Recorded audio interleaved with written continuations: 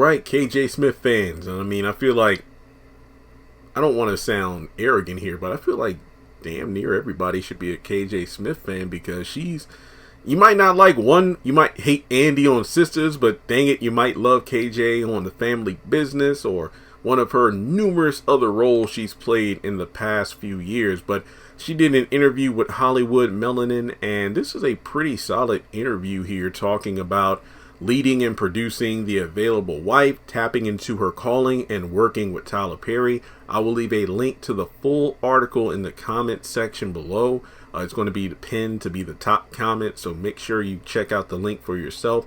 Majority of the interview itself is obviously talking about The Available Wife, and I might check it out if I get the chance to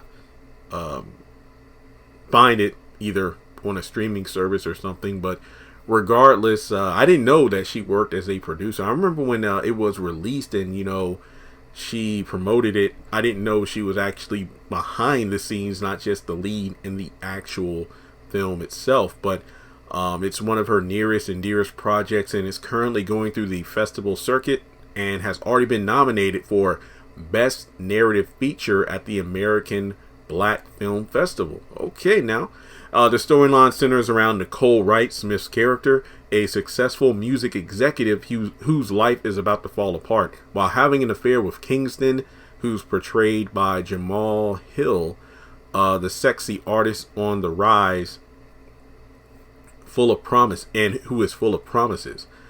Nicole learns the hard way that looks can be deceiving, and his motives are as dark as the secrets she keeps. And if I'm not mistaken, the actor who portrays the hot new artist on the rise, I think that's Caleb from House of Pain season 9, Jasmine's thug boyfriend who was the son of the pastor. So this is KJ's first time undertaking such a multifaceted role.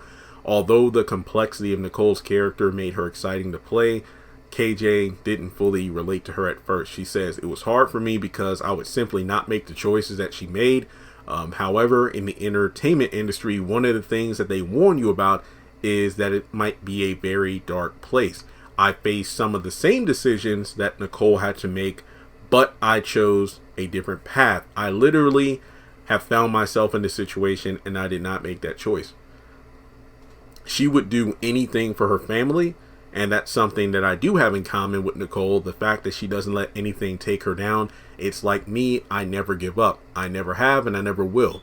She hopes that the viewers will have sympathy for Nicole and will understand why she made some of the choices she did. So I think that's pretty interesting as an actor because, again, not to go off on a tangent here, but as somebody who looks at comic book stuff and reads them and watches shows and movies with the whole multiverse thing, it's always interesting to think of, I wonder what if I made the decision to go on that vacation or date that person or do this or do that. You think about how one decision can change your life in so many ways. And I love how you have KJ Smith portraying a character who both Nicole and KJ have been presented with the same situations, but while KJ picked one, Nicole picked the other. So now she gets to play out, okay, what if I did this? And now that's a film. I think that's pretty intriguing.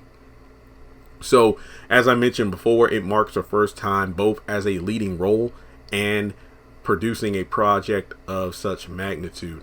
I've always been a natural born leader. I've always been able to multitask. And I feel like this film was really me tapping into my calling. So like I said, there's more info, but that's in the article for you to read. But, outside of television and film, it shouldn't surprise you if you follow her on Instagram, but she enjoys fitness, yoga, and dance classes. Traveling has become her most favorite thing. Since the pandemic is still holding most productions on hold, she has found more time to enjoy new places and discover new culture. And then we move into Tyler Perry Studio information, basically going back to 2020 when Tyler Perry Studios was the first studios to open up to film Sistas. She said, "I wasn't afraid about going back to set. I trust Tyler Perry, and I knew we were going to be okay. I trust him. I trust the team. We are family now, so I don't worry about it. Working with Perry has been life-changing, and aside from being her boss. She also considers him a friend and her biggest inspiration.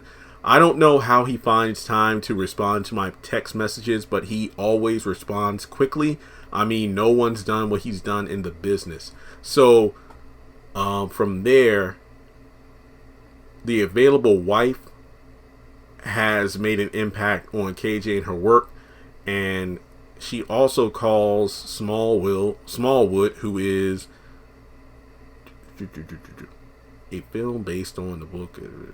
Oh yeah, Teresa Smallwood is the individual who adapted the book, The Available Wife, to the actual film.